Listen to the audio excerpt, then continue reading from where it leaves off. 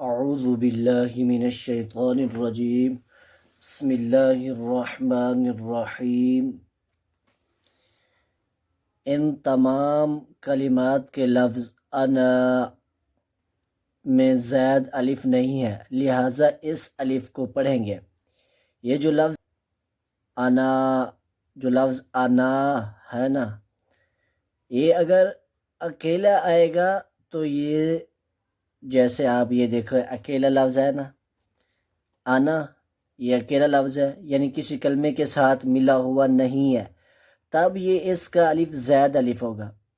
اگر یہ اسی طرح انا کسی حرف کلمے کے ساتھ ملا ہوا ہوگا تو پھر یہ زائد الف نہیں ہوگا۔ یہ دیکھو یہ ملا ہوا ہے، یہ بھی ملا ہوا ہے، یہ ملا ہوا ہے، یہ بھی ملا ہوا ہے، یہ بھی ملا ہوا ہے، آپ دیکھ رہے ہیں یہ سارے نا ملے ہوئے ہیں،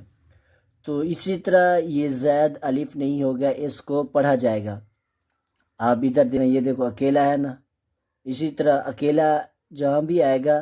تو اس کی الف زائد الف ہوگی، اس کے الف کو نہیں پڑھا جائے گا۔ لہذا جو انا کلمے کے ساتھ ملا ہوا ہوگا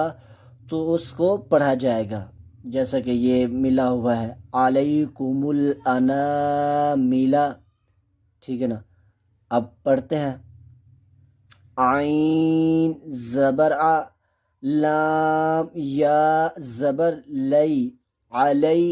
کاف پیش کو علیکو، میم لام پیش مل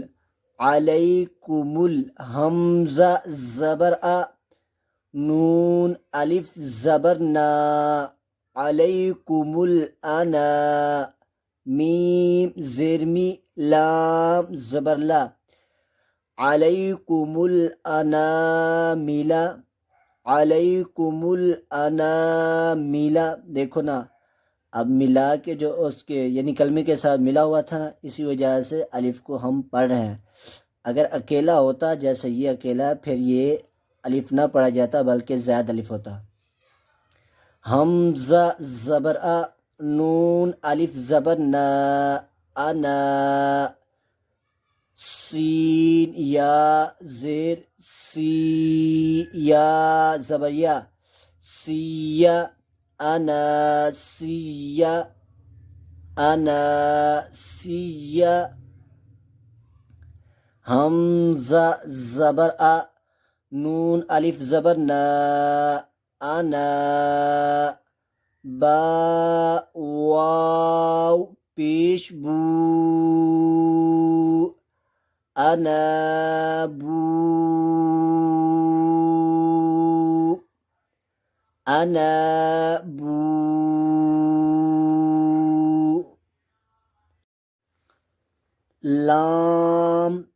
لام زیر لیل، حمزہ زبر ا، لیل ا، نون الف زبر نا، لیل انا، میم زیر می لیل انامی، لیل انامی، میم نون زبر من، حمزہ زبر ا، من ا، نون الف زبر نا، من انا، با زبر با، من اناب، علیکم الانامل،